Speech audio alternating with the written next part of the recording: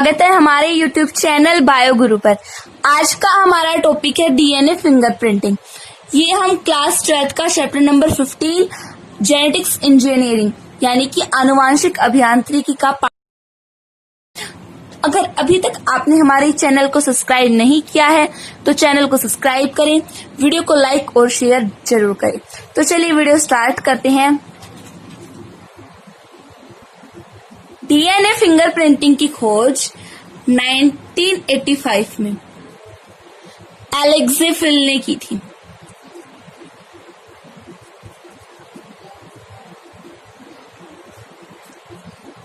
एलेक्जेफिल ने और उसके साथियों ने की।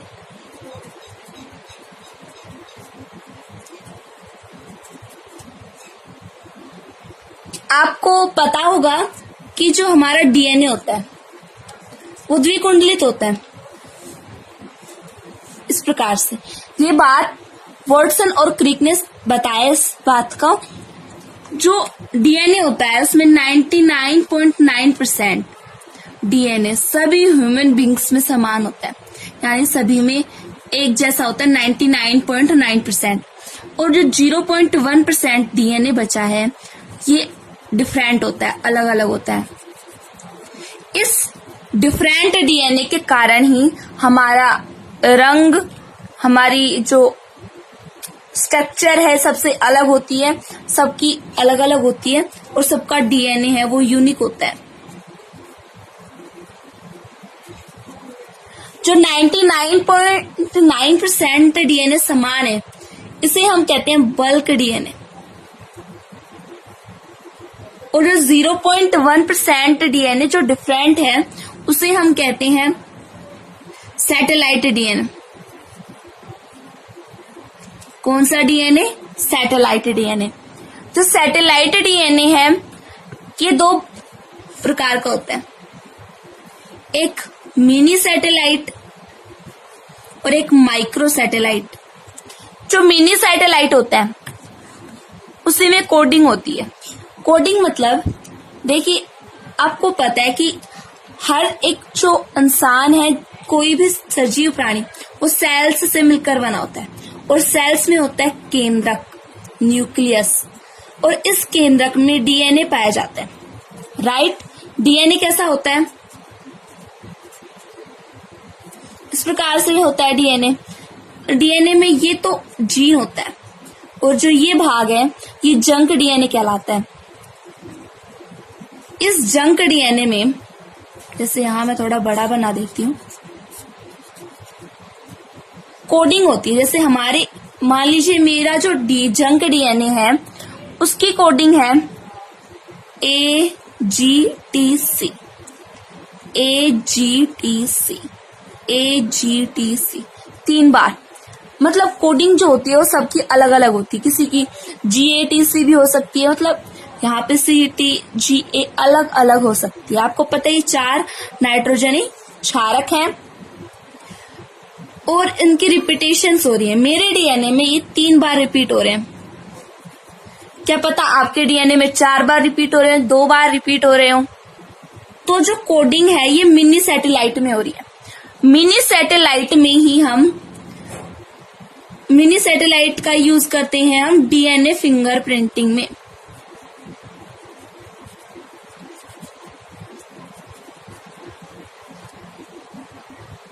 इस डीएनए में क्रोमोसोम्स पाए जाते हैं, यानी गुणसूत्र पाए जाते हैं।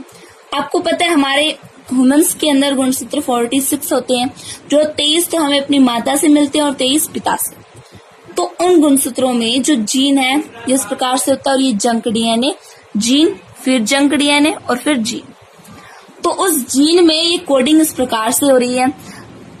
ये मिनी सैटेलाइट की ही होता है जिसका यूज हम डीएनए फिंगरप्रिंटिंग में करते हैं। मान लीजिए, पहले ही समझिए कि डीएनए फिंगरप्रिंटिंग का यूज क्या होता है। डीएनए फिंगरप्रिंटिंग का यूज होता है मर्डर केस में। किसी का मर्डर हो जाए तब क्या जाता है, मतलब कि अपराध विज्ञान में किया जाता है। और दूसरा होता है पैटर्निटी, यानी पैतृकता। पैतृकता का मतलब जैसे कोई बच्चा है उसके माता पिता के बारे में पता लगाया जा सकता है, और तो ये इस दो कामों में यूज किया जाता है। नॉर्मली इसके काम है, मान लीजिए यहाँ पर किसी का मर्डर हो गया, तो हमें क्या मिला है मर्डर के टाइम में, जहां मर्डर हुआ था उस ह्यूमन पर हमें मिला उसका ब्लड मिला है, उसका थोड़ा बहुत ब्लड सैंपल मिला है।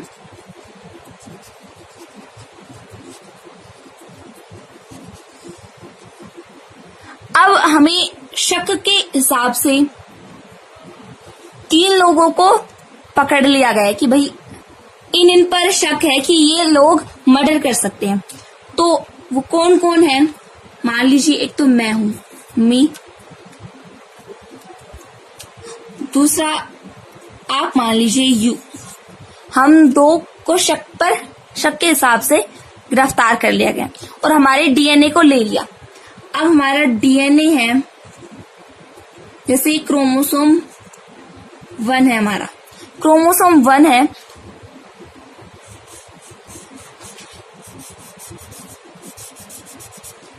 इन क्रोमोसोम के अंदर हमारा जो कोडिंग है वो कितनी बार रिपीट हो रही है। जैसे मेरे क्रोमोसोम में आपको बताया था कि 3 बार रिपीट हो रहा है, और दूसरे वाले क्रोमोसोम में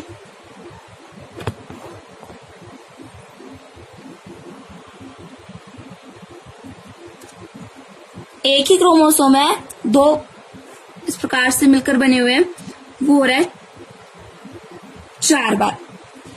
आपके क्रोमोसोम में पहले में 2 बार रिपीट हो रहा है और दूसरे में मान लीजिए 1 बार रिपीट हो रहा है, 1 नहीं थोड़ा ज्यादा ले लेते हैं, 6 बार रिपीट हो रहा है, और मेरी में 5 बार रिपीट हो रहा है। कितना हुआ, 3, 5, 2, 6। अब हम इसे स्टेप वाइज स्टेप समझते चलते हैं। फर्स्ट स्टेप आती है इसकी कि हमने डीएनए को सेल से निकाल लिया, आइसोलेट कर लिया डीएनए को।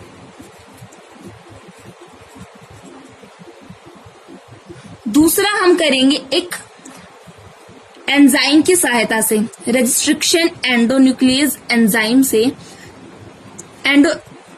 रेजिस्ट्रिक्शन एंडोन्यूक्लियस एंजाइम क्या करता है, इसके स्पेसिफिक पार्ट को काटता है, और एक्सोन्यूक्लियस क्या करता था, उसके एंड्स को काटता था। जो ये एंडोन्यूक्लियस है ये किसी स्पेसिफिक पार्ट को काटेगा। कैसे काटेगा, मान लीजिए जो ये क्रोमोसोम है इसके नीचे का भाग काट दिया इसने और ऊपर का भाग काट दिया। इसी प्रकार ये सब में करेगा, नीचे का और ऊपर का पार्ट काटता जाएगा। तो हमारे पास कैसा आएगा,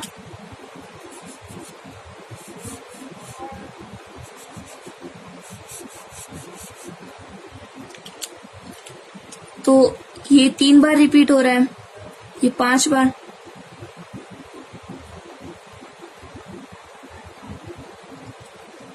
थोड़ा सा और इससे। इस प्रकार हमने दूसरे में क्या किया, इसके स्पेसिफिक पार्ट को अलग कर दिया। ये स्टेप नंबर 2 है। इसे हमने काटा है जेल इलेक्ट्रोफोरेसिस। जेल इलेक्ट्रोफोरेसिस क्या होता है, ये इसका 3rd स्टेप है। जेल इलेक्ट्रोफोरेसिस क्या होता है, हमने पिछली वीडियो में देख लिया था। जेल इलेक्ट्रोफोरेसिस, यहां पे एक जेल होगा,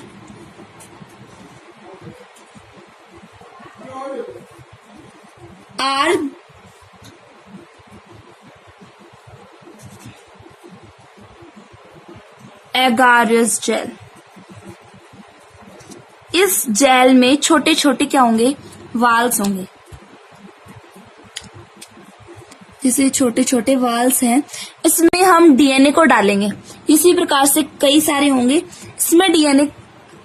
इसमें क्रोमोसोम्स को डालेंगे। क्रोमोसोम्स को इसमें डालने के बाद इसके एक पार्ट पे तो हम लगा देंगे एनोड की प्लेट इलेक्ट्रोड और दूसरी तरफ हम लगा देंगे कैथोड इलेक्ट्रोड। यहाँ पे हो जाएगी इलेक्ट्रोसिस हो जाएगा। तो अब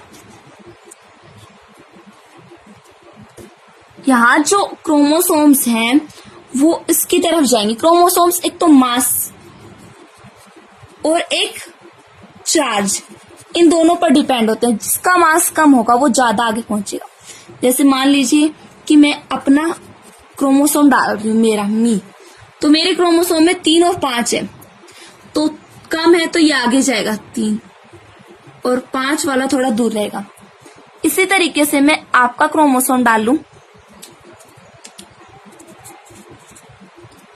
तो हमें कैसे प्राप्त होगा,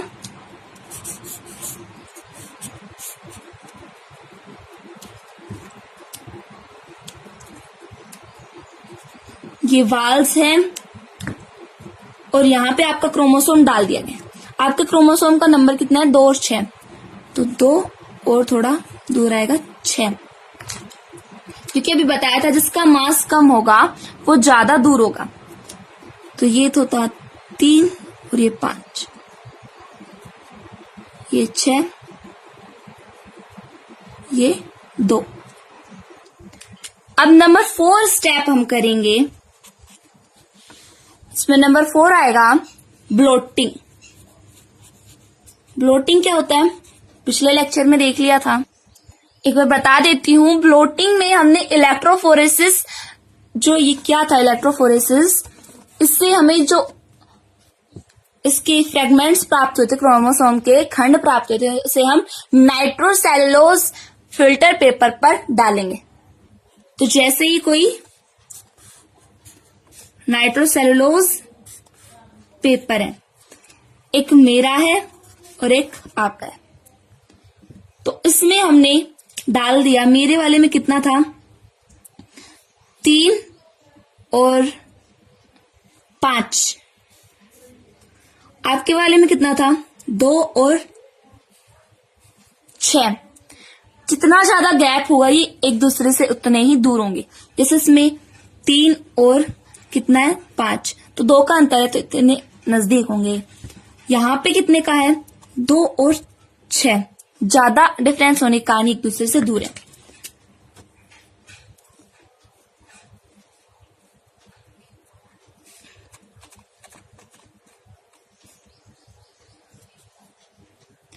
अब हमें क्या करना होगा, इन पर प्रोब्स डालने होंगे।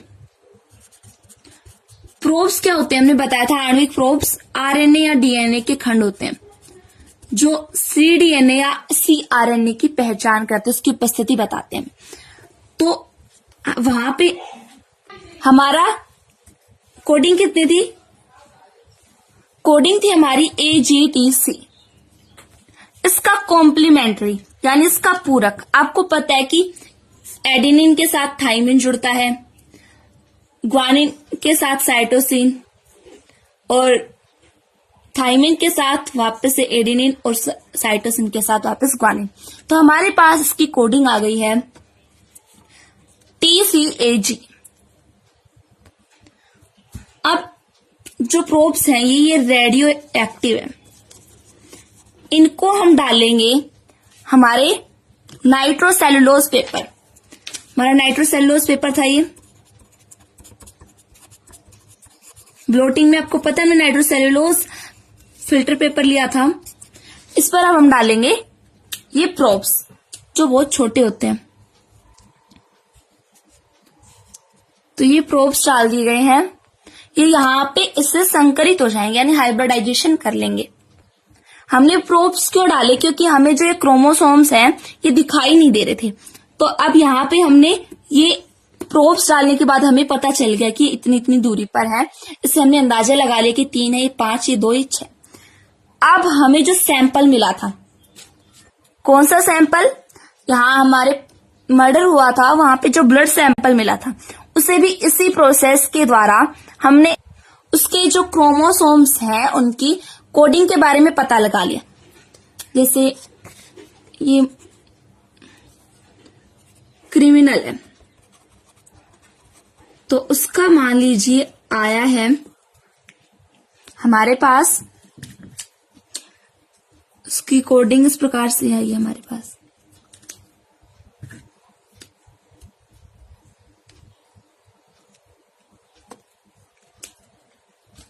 और यहां पर हमने प्रोब्स डाल दिया, तो ये किससे मैच कर रही है? क्रिमिनल की आपसे। तो मतलब जो मर्डर करने वाला है वो आप हो। तो हम इस प्रकार से डीएनए फिंगरप्रिंटिंग कर सकते हैं। एक बार इसके चारों, एक लास्ट स्टेप और रह गया, पांचवा। आप इसे हमको किसके द्वारा देखेंगे? ऑटो रेडियोग्राफी के द्वारा।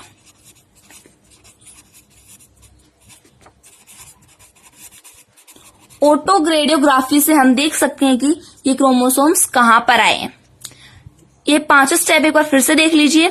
जैसे हमारे पास किसी का मर्डर हुआ था और हमें वहां पे एक ब्लड सैंपल मिला, हमने उसे ले लिया है और हमने जो शक के हिसाब से दो लोगों को गिरफ्तार कर लिया। एक तो मैं हूं, एक तुम हो।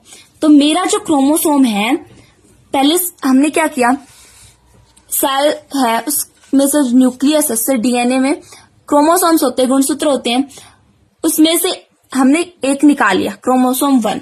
46 में से हमने एक क्रोमोसोम निकाल लिया है। पहले हमने आइसोलेट किया डीएनए को, तो ये क्रोमोसोम्स निकल आए।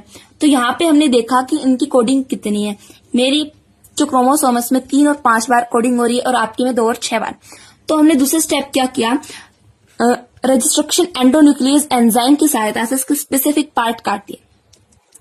इसके स्पेसिफिक पार्ट काटने के बाद हमने इसे जेल इलेक्ट्रोफोरेसिस क्या होता है कि एक एगारियस जेल होता है जिसमें छोटे छोटे वाल होते हैं, और हमने इस क्रोमोसोम्स को इस पर डाल दिया और ये मास और चार्ज के हिसाब से एक्टिव है। जिसका मास कम होगा वो ज्यादा आगे जाएगा, मतलब जिसमें कोडिंग कम होगी, जैसे 3 और 2 इनकी कोडिंग कम है 5 और 6 की तुलना में, तो ये आगे रहेंगे।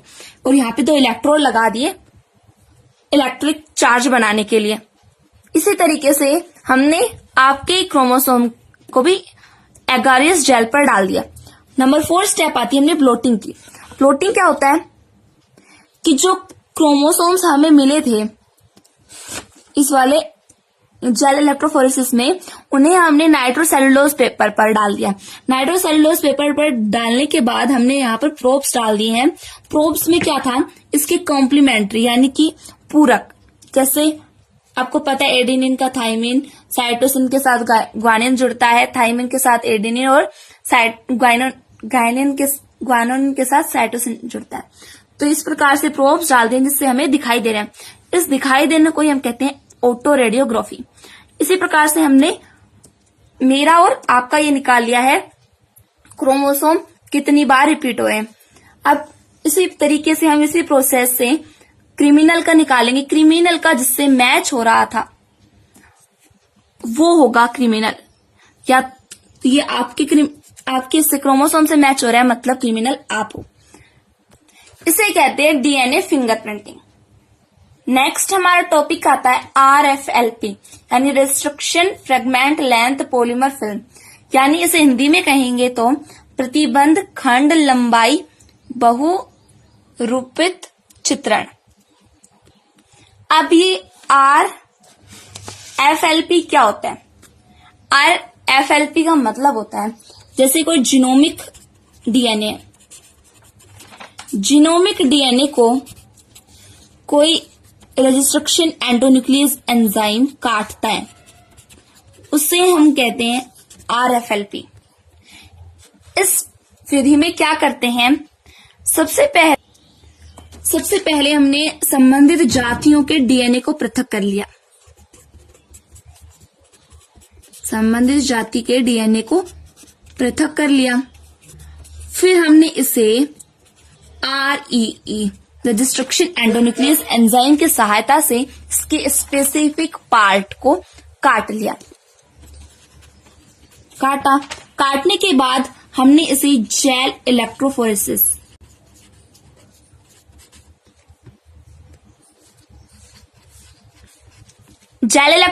क्या होता है हमने अभी डीएनए फिंगरप्रिंटिंग में देखा था और पिछले लेक्चर में भी इसे अच्छे से पढ़ा था। जेल इलेक्ट्रोफोरेसिस के बाद हमने इसकी ब्लोटिंग की। ब्लोटिंग मतलब नाइट्रोसेल्यूलोज पेपर पर रखा इसे और वहां पर प्रोब्स डाले। ब्लोटिंग करने के बाद इस पर प्रोब्स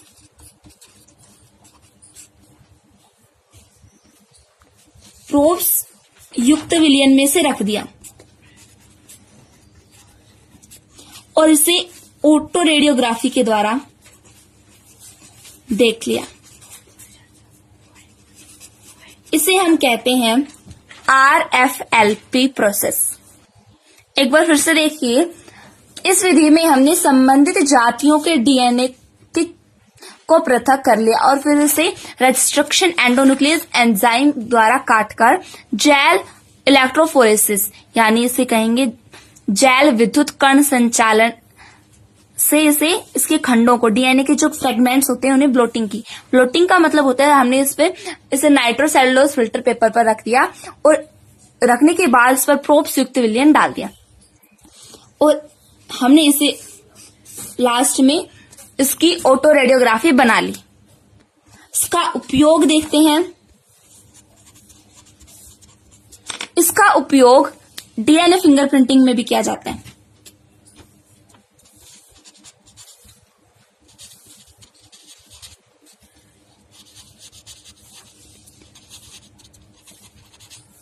और इस विधि के द्वारा, इस प्रोसेस से हम गेहूं, मक्का, चावल के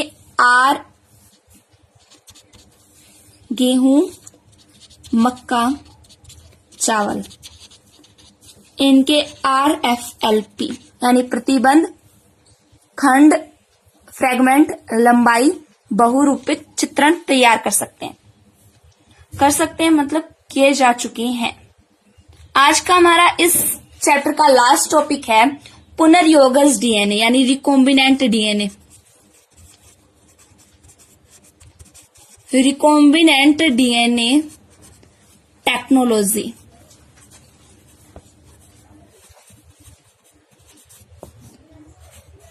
टेक्नोलॉजी की उपलब्धियां।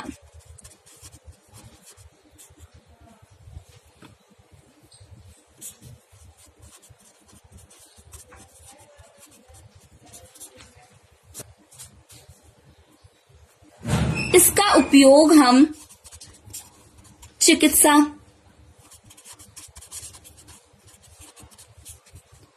कृषि, औद्योगिक क्षेत्रों में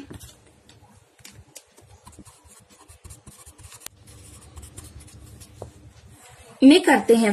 साथ ही इसका उपयोग हम मनुष्य जो होता है उसके द्वारा फसली पादप और पालतू जानवर, फसली पौधे व पालतू जानवरों की गुणवत्ता में सुधार के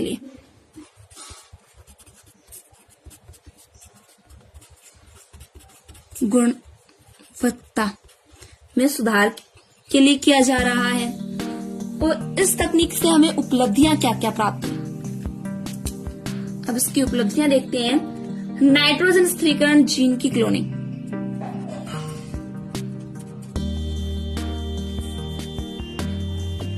हेपेटाइटिस बी जीवाणु की जीन क्लोनिंग में, मानव जीनोम परियोजना यानी ह्यूमन जीनोम प्रोजेक्ट में, हीमोफोलिया के जीन की क्लोनिंग में, पेनिसिलिन जीन की क्लोनिंग में, और एक और आता है प्रतिजैविक यानी एंटीबायोटिक औषधि जैसे कि पेनिसिलिन के निर्माण में।